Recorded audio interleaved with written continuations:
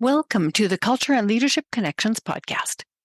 If your job involves working with or influencing people's behavior, this podcast offers invaluable insights into what makes people tick.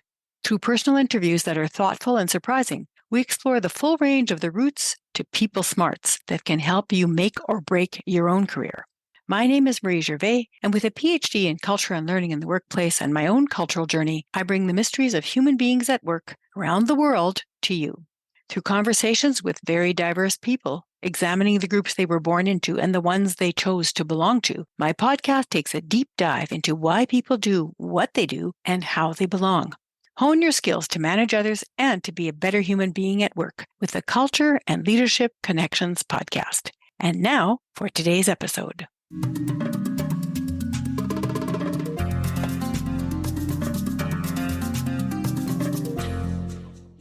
Hello, Culture and Leadership Connections podcast listeners. Today, I am very excited to present to you Andrea Bailey Brown.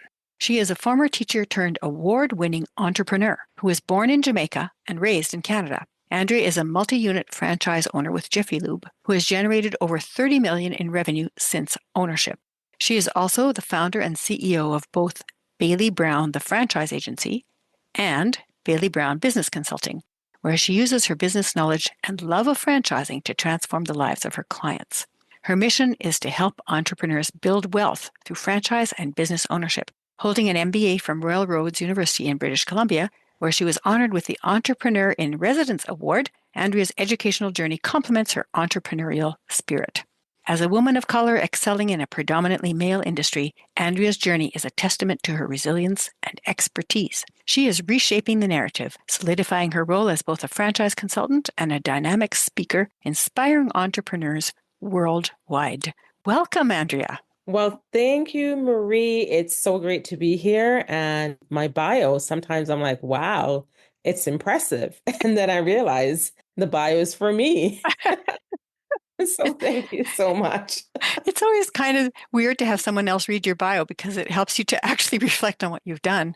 Yes, also great. So tell the audience a little bit about who you are personally, other than your business and educational accomplishments. Do you have siblings? Yeah, I do have two sisters and one brother. And my mom is still alive. My dad's alive. Actually, they are going to be visiting me this week, my sisters and my mom and my family. So, yeah, so that's who my inner circle is, who helps me through all the tough times. I am married and I have two kids. So, two adult kids now, I would say. And that's just a bit about me. Thank you. That's great. That leads me to ask you a little bit about your childhood and your adolescence or early adulthood. People usually have some memories that stand out. And I'm wondering if there's a memory, positive or challenging, that you experienced when you were a child that you think has helped you to be the person you are today. Definitely there's some positive things that happened and some challenging parts as well. And I would say one of the biggest challenge was when my mom had to leave Jamaica to come to Canada, and she came as a nanny so that she could pave the path.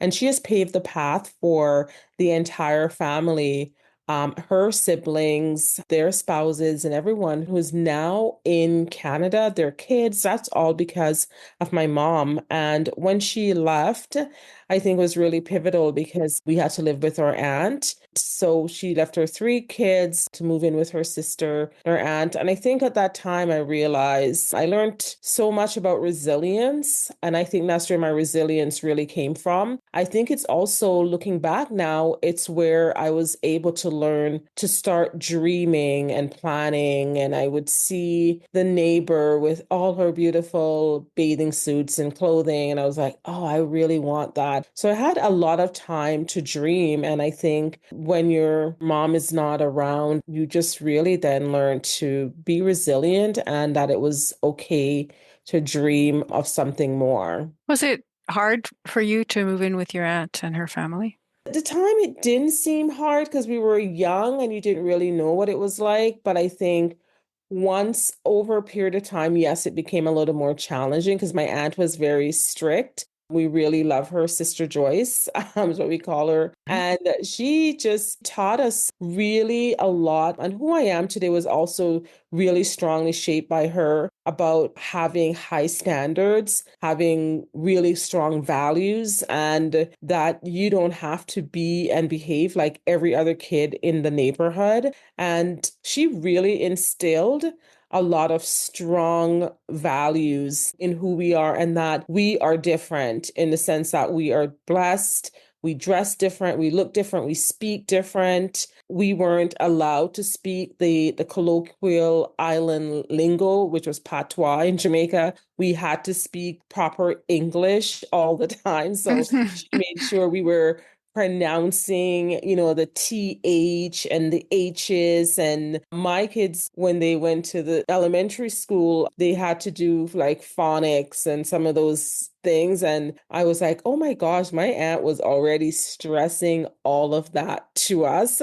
So I really think my value and the high standards that I have and the fact that we were held to a different level still carries through with me and my sisters today. Like we really get that. And that's why I have coined the term, and which I do live by really strongly, which is how to treat yourself like a luxury brand. And I think I've been doing that since I was young and I was in Jamaica. And I just had that realization right now, maybe where those connections came from, where I get my standard of really liking nice things, of doing life differently and, bringing a little bit of class and edge to everything that you do. So thank you, Sister Joyce. I'm going to have to call her. And thank you, Marie, for bringing that back. You will have to call her. One of our podcast guests here was Larika Boysen from South Africa, and she Yeah. did the same thing after the podcast. She called some of her relatives and a teacher that she admired who was still alive and Yes. thanked them. And she said they were so surprised because no student had ever called as an adult to thank them. Oh, that's so good. Yeah, I think just all coming back now. I'm like, holy, she just always like, got to speak proper English and you don't go out and with bare feet and play and just had really high standards, both her and my mom. And I really think it just got passed down. And I've always had different expectations for myself and how I live and how I do anything. And I can now follow the tracks as to where that all came from. So, And I love your motto of treat yourself like a luxury brand, because you certainly can't have low self-esteem if you're thinking I'm a luxury brand and everybody wants me. yeah. Yes, you're so right, because I think that is one of the things where people in my business group and that they quote me all the time. And looking as we trademark this term and we'll do something long term in this world of how do you elevate yourself? How do you even beyond like self-care? What are some of the things that you can do to make sure you know that you matter and that you matter to a level not of a Walmart level, but like you are luxury or Louis Vuitton, you are Gucci, you are high end. And when I go into those stores and that, I see how they treat people and their clients and what they do. That's just a little bit more. It's still retail, but how do they elevate it? And I think we need to elevate ourselves in our own lives. So that's what I really, really believe in. And that's how I definitely live. I love it. So what about when you were a teenager or a young adult? What incident or memory stands out for you that you think helped shape you? I think there's a couple of things like coming into Canada as a teenager and going right into high school was one of those things, getting to high school, going into grade 11 and dressing differently. And I think it was the first time I started to realize that I may have some gifts and, that I'm smart and I'm good at certain things. And I've never realized it because as you're growing up, your family, you're too busy making a living and that to sit you down to say, hey, you know what, you were a smart person. But I think it really came to light when it was, for example, for my second languages, I was placed a grade higher in terms of just in those courses. I was able to continue on into German classes in high school here. So French and German classes. And that I was kind of way ahead is when I realized that I've had something different happening and something different going on. So I think that would have shaped me coming into Canada and just kind of being shell shocked shocked that as beautiful as it was, we were different. And I think the Kendrick Lamar song comes to mind, like, they not like us, they not Hmm. like us. Hmm. And so Hmm. I'm now like, oh yeah, of course you felt it there and then. So I think that basically shaped me. And then I think throughout school, I realized what I had was my education, my gifts, and my smarts, and I should just go all in on that. And that's what I basically did. Hmm. Yeah. Yeah, parents often don't know how to mirror back to their children what their qualities are or their gifts. And if they could, probably we would have a lot more capable children. Yeah. It's to say, you're probably the most generous child in the whole family, or to Yes. say you're very good at sticking to something and getting right through to the end, even if it's difficult. And you don't wake up in the morning and look in the mirror and say, I can list 10 things that I'm good at. You have to think hard to even think of one. So True. this is really, I think, a good call to action for us to Hmm. articulate these qualities that we see in other people, especially our children and children around us, so that they feel that they have something to offer to the world. Agreed. Yeah, thank you for sharing those. And from the groups that you were born in Jamaica. There's probably lots of diversity in Jamaica that you would have specific experience with. You talked a little bit about the high standards of your mom and your aunt. So that would have influenced you. People are influenced by the religion that's around them, the language that's around them, by attitudes that are around them, or how their family attitudes are different from the attitudes that are around them as well. And lots of times people say, oh, I was born into, playing street soccer or street hockey, or I was born into an arts family, or I was born into a business mindset family, or, things like that. People start to talk a little bit about. So what Sure. would you say of all of those things? What's stuck with you? I was born into a family where growing up with my aunt, I would say religion mattered. Going to church, we were raised as Seventh-day Adventists. So it would mean that we would go to church on Saturday. We wouldn't eat certain things, no pork, shellfish would be a no-no. And so religion was very important to my aunt. We could not miss church on Saturdays ever. And then, you worship till like sundown. Once the sun went down, then you were free to play, to do different things. And so I think that's basically what I remember shaping how we thought we would have to do good for the community. I remember making extra sandwiches and bringing it for someone at school. Like you had to find a way to give back. Hmm. So I would say that really shaped me. And so much so when I came to Canada, it was really difficult to adjust because going to church on a Saturday is not the norm. And there's not many Seventh-day Adventist church around the community in Edmonton. And, the one or two that I know of is so far away from where we lived. And at that time, my mom would have been the only one trying to drive us to church while she was working. So then I realized that sometimes the ideas that you have about how to live, the region that you live in will affect how you execute on certain beliefs that you have. So that became an eye opener for me. So, for example, when we were in Jamaica as Seventh-day Adventists, a woman would not wear pants. So you go to church on Saturday, no pants wearing. You wouldn't eat certain things, and it was good for a time. But once you get into Canada and you're living in Edmonton and it gets to minus 30, sometimes minus 40, you realize that how you dress does matter. And yes, wearing leggings, pants, anything to keep you warm was more important than the religion. So sometimes I realized practicality was also a part of life. Maybe not Yeah. as important to the central beliefs of the religion anyway, more like a Yes, detail when you think about it. exactly. Well, when I was So, growing up, it was the same thing. It was girls were not supposed to wear pants, and it's Canada, right? So it's cold here. mhm, And we would wear pants underneath dresses. And then when we got to school, we were supposed to take the pants off. And after a few years, the girls just stopped doing that. They just wore the yeah, dresses over the pants, and then they just stopped wearing the dresses. yes. And it took about 4 years for that transition to happen. But after that, you rarely saw girls in a dress unless it was summer and it was warm. And that was more a societal norm than a religious norm. It was just girls wear Yes. dresses kind of norm that isn't always applicable depending on where you are. Yes. Yeah. Yeah. I mean, after a while, it was just survival. Hmm. And then of course, over time, like you said, it got harder for my mom to drive us. So then we just stopped going on a to church on Saturdays. Hmm. And then we did what was more convenient when my mom was going on Sunday. We would go with her and she would be like, as long as you're worshiping, that's fine. And so we adjusted our beliefs as time went on. I'm not sure you adjusted your beliefs. I think you adjusted the external operationalizing of them because you still had the strong belief and you were still Yeah, worshiping. You were just not doing the external part that was just too impossible to do in your new circumstance.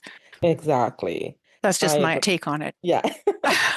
True. I think for my aunt, it would have been hard, but after a while, I mean, she wasn't living with us anymore. We were here in Canada without her. So it was like, this is great. This is good. And, but some of the core beliefs and things that she taught us, that never left. Of That course, definitely yeah. stayed. Because Yeah. those are going to be really lasting, right? Yeah. They shape your character.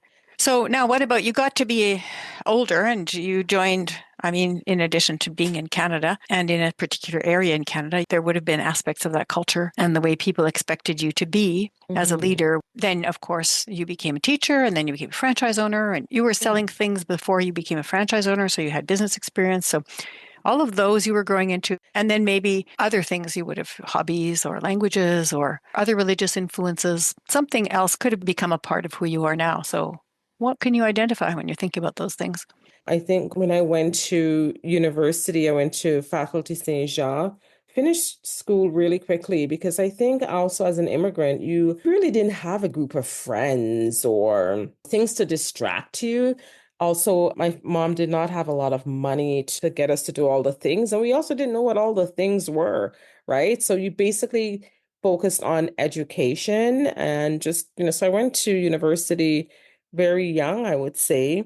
And that was something where when I went into the Faculté Saint-Jean, the French part of the university, I think the word again, resilience came up. I just sort of started learning that you have to challenge yourself and somehow challenging yourself and, bringing out the best in yourself became a theme when I look back now in my life. It's that I don't always think you have to take the path of least resistance, and the easy path doesn't get you the great life that you want. So I really started to see that. So I did go to the university, the Faculty Saint Jean, and that was also an eye opener. I remember another thing I did, which was way out of norm for me, and it was just a random thing, was when I was working for the government. I got a summer job in the pension department really early. I'm maybe 16, 17 years old. I was doing that. And I remember one day I was just going for lunch and a guy saw me and he was like, "Hey, there's a pageant, Miss Black Alberta, and I think you should enter." And I mean, I'm just out of Jamaica a few years. Like, I don't know anything about this. So I went, I entered, and then I won that pageant. So I realized I was stepping out of the comfort zone little by little. And, there were some amazing women that entered more experience, but again, that education piece for me, that knowledge base was where people were realizing like you have some gifts and skills that are very unique to the average person that we see. So I think having my community around me and people pointing things out really helped me to see parts of who I am. And that's why I would say when I meet people with my team, if I see a gift in people and they have no idea and they're not seeing it, I call it out Hmm. because I think there were things in me eventually where people called out, and by their feedback, the impression, and like, wow, this is really different, I started to believe in that myself. Hmm. Because when you have a gift, because it comes naturally to you, you sometimes don't see it as a gift. You think everybody else can do the thing that you're doing. But I think I've had mentors and people along the way that says, wow, you do this thing differently. Not many people we meet out of Jamaica are fluent at the time in French and in German and are trilingual that way. And I look back as well, where everyone in Jamaica were taking Spanish. I was like, "Oh, I want to do something that's more challenging and interesting." So I think that word always comes up for me. And I think doing something a little different outside of the norm has proved as a winning formula for me in my life. Hmm. So that leads me to my next question, which is about your temperament, what you're born with. Certainly, Mhm. it's influenced by the context in which you find yourself. But when you have children that you go, oh yeah, she's been like that, or he's been like that since he was 2. There's certain Yeah. things that people are born with and that they just Right. carry with them. And then either through the opportunities they take or don't take or miss out on, and the obstacles they overcome or don't overcome, then that shapes their personality. And it's a continuously fluid thing. Personality, we're always adding on to it. So Yeah. what would you say is your temperament? You're born with that. And that's sometimes hard to distinguish between that and your social outcome, but that's fine. And then what would you say you've added on personality wise? Yeah, I think sometimes it's interesting to listen to my mom because she will actually tell me certain things, and it would be like, oh, you would always want to take risk, or you would see certain things. My family now recalls and read things back to me. They're like, you're always this person. I remember when I was in direct sales and I wanted to move up to manager level, but the person at the time who was mentoring people, she had her eyes on someone else. She was like, Sally should be the next one, or this person. And I remember going to my mom and saying, I'm not going to wait for someone to decide for me. I'm going to go for it. And I did. So also, when I was ready to resign and leave teaching was another time when my family say, wow, you go after what you want. So I don't know when or how soon that temperament came about, but maybe it's always been there in some way, shape, or form. And again, like I said, in terms of in Jamaica, I decided to study French while everyone was taking Spanish. I went along to add German to my list when no one else was. Well, not many, like a tiny group of us would be in German class. But I do remember a strong knowing for me was I would definitely say to everyone, like, I'm not going to be the person that's cleaning the floors and doing that kind of stuff because it was known for a lot of women in Jamaica to just be the main ones, washing, spending hours cooking, doing laundry, cleaning floors. And I felt like in my viewpoint was they weren't really rewarded for that hard work. And so from a young age, I was very clear that it's not what I wanted for myself. And I would always get in trouble for that because I was never the one quick to clean and scrub and do things. So But you I had would, your own goals. yes, It sounds like, you had your own goals and you were moving towards them. And if somebody else's ideas about what you should be doing didn't fit with your goals, you would discard them, which that's actually, it. that's a lot of courage to do that. Especially most girls will just follow the social norms. So Yes. it showed to me that you had goals, that you had dreams, and that you're courageous in pursuing them. Oh, thank you. Yeah. So I think maybe that's, part of the temperament, think outside of the box, do what suits you. What are you meant to be? And I feel like that's been with me for a long, long time. What And would you some say of you've it, added on? I think I've added on how to learn to even be more courageous. So I've had to add on how to not let me stop me. Mm. I've really had to add on bravery in terms of trying things and knowing that it's okay if it doesn't go right the first time.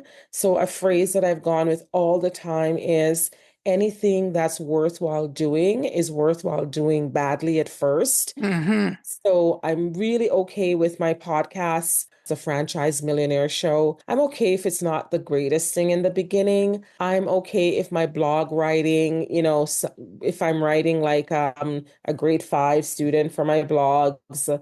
And I'm okay if I try to go on camera and I do things and it's bad at first, because I really do believe if I stick to it, it's going to be excellent in the long run. So I've really had to add on how to get the knowledge as well. I think the knowledge is really what helps us and gives us power.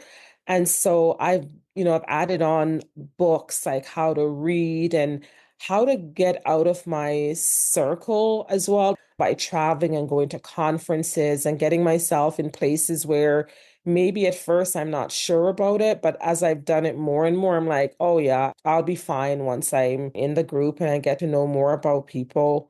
So I think I've really added on the side of not just resilience, but bravery, how to step out. And the biggest one would be how to not block yourself. That's what I've added on. Yeah, and people don't even realize they're blocking themselves.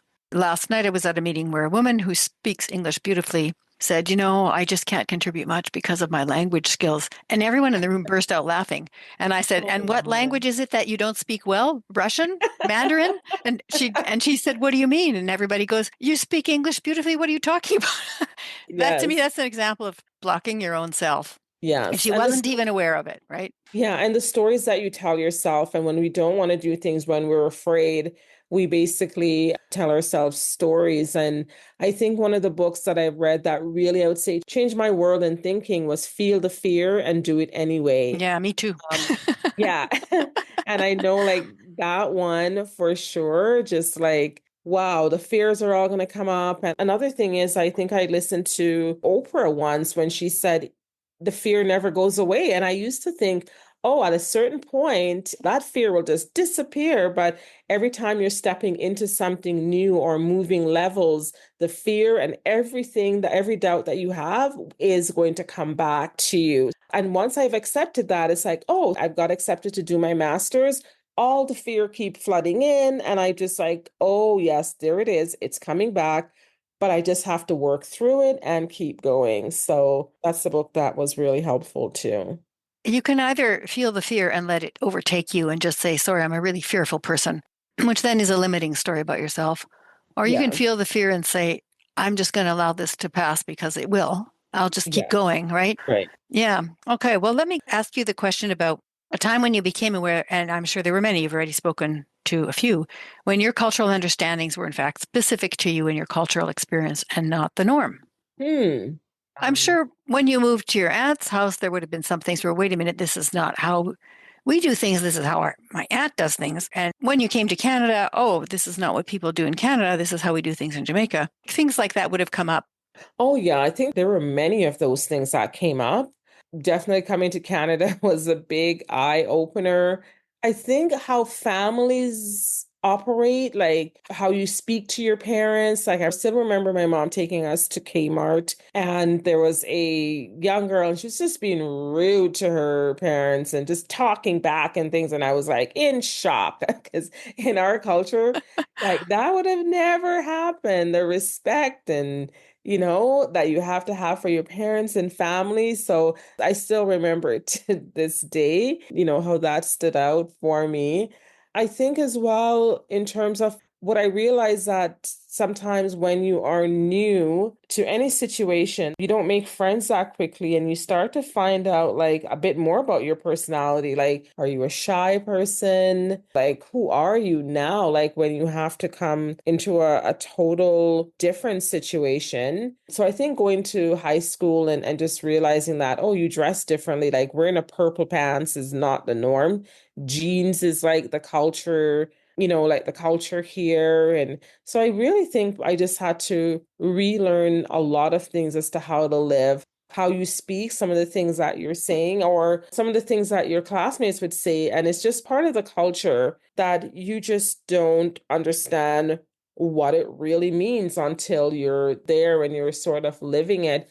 And I remember in Jamaica, when we were studying French, there's a word called le sous-sol, and that was like for a basement. Hmm. And I could never understand that term because in Jamaica, because if we're on an island and there's the water around you, like you don't dig very far. So no one had basements. I could not understood.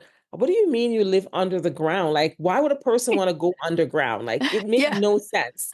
Yeah, totally. Yeah. And then when So, you got to Canada and everybody had basements, you're going, aha, le uh-huh. sous-sol. This is all. I got the word. I understand it now. Like, Yeah. just that block for years. Like, I just never seen this. I don't get it. So I think there were little things like that that came to light. And then you just realize that, culturally, everyone has certain words or certain languages that they say their abbreviation, and you just know what certain things mean. And I had to start catching up with that I went for years with a few gap like words still. I'm like, what did they mean by that? And then you Hmm. realize, oh, it's just like an abbreviation for something, right? So that's, Totally. Yeah. yeah, I still have that experience all the time. I'm talking to somebody from a different profession and they start using abbreviations. And after three or yeah, four, I go, you know what? I don't know what those mean. Just so exactly. frustrated with not knowing anything about what they're talking about. Yeah, and just keep having this gap and the conversation is going, but your brain can't move past like, I still don't know what that thing really means. Well, I'm glad you figured out that some people can live underground Yes. and that not everybody has to live underground because it doesn't always work. Yeah, I know. So we're getting close to the end of the interview, and this is your chance to talk about what you want people to remember, how you'd like them to find you, your soapbox moment about your business that you'd like to promote. So go for it. Oh, you're so kind. Thank you. Yeah, basically, what we do at Bailey Brown, the franchise agency, is that we help people to become entrepreneurs through franchise ownership. So, our mission and our goal is to help aspiring entrepreneurs build wealth specifically through franchise ownership. So, that is basically what we do at the agency. And they can also find me on Instagram at Bailey Brown Consulting. We also have www.franchisemillionairesclub.com and BB, the franchise agency. And we have a beautiful podcast that people can listen to learn everything they want to know about franchise ownership, what that may be like for them. And that's the Franchise Millionaire Show. And on LinkedIn as well, you can find me on Andrea Bailey Brown under my name. So yeah, that's where people can actually find me. Your name is everywhere. I Googled Oh, your name and I found all those links right away. And I was thinking, oh, good, she's really findable, discoverable. discoverable, findable, Yeah. like that. Yes. So, do you have any words of wisdom that you'd like to end with? For sure. I do believe that we talked about, feel the fear and do it anyway. I would say that you have to figure out what are your blocks.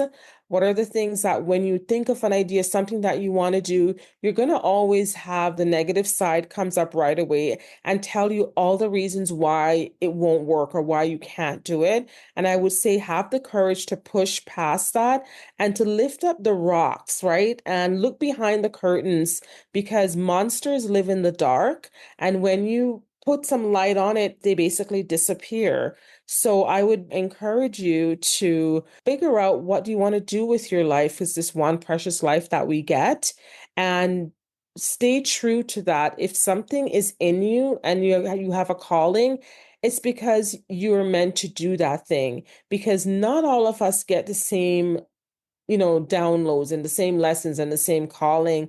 And it was given to you because it was designed specially and specifically for you. So don't give up on yourself because everybody else may have, but you can't join that group and give up on yourself as well. And of course, I do believe that's why you have to treat yourself like a luxury brand. So that's it. That was Right? a lot of wonderful words of wisdom that are very quotable. So Yeah. thank you so much, Andrea, for being on the Culture and Leadership Connections podcast show. I'm sure everybody will really benefit from listening to your interview. And thank you, Marie, for having me. This was awesome. I have to say, it was one of the most soul searching and deepening conversation I've had in a very, very long time. That was not just a surface conversation or a surface interview. So I appreciate you and the skills that you really have to do great interviews. So thank you. Thank you, Andrea.